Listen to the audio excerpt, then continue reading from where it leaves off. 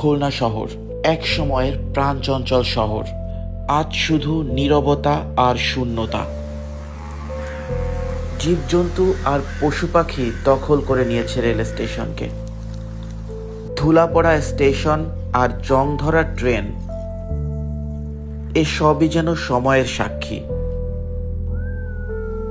এক সময়ের প্রাণকেন্দ্র রয়েল মোড় আজ লতাপাতায় ঢাকা। খুলনা নিউ মার্কেট আজ প্রকৃতির অভয়ারণ্য। মানুষ নেই, শুধু বাতাসের গন্ধ। আজ নগর ভবনে পড়ে আছে ভয়ঙ্কর নীরবতা।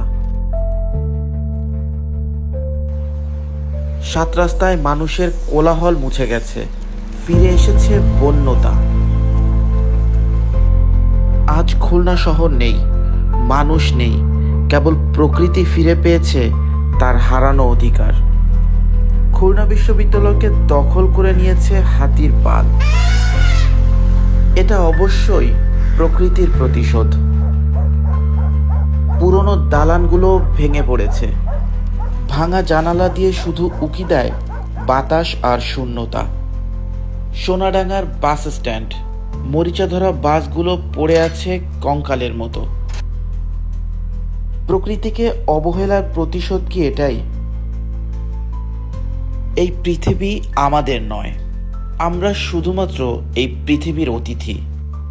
আমরা যদি প্রকৃতিকে ভালো না বাসি, যদি তাকে রক্ষা না করি, তাহলে আমাদের একদিন অস্তিত্ব মুছে যাবে, যেমন মুছে গেছে এই শহরের মানুষ। এই দৃশ্য হয়তো আমাদের জন্য শেষ সতর্কবার্তা। তাই প্রকৃতিকে ভালোবাসুন আর পৃথিবী রক্ষা করুন, না হলে আগামী প্রজন্ম শুধু শুনবে এক সময় একটা শহর ছিল যার নাম ছিল খুলনা।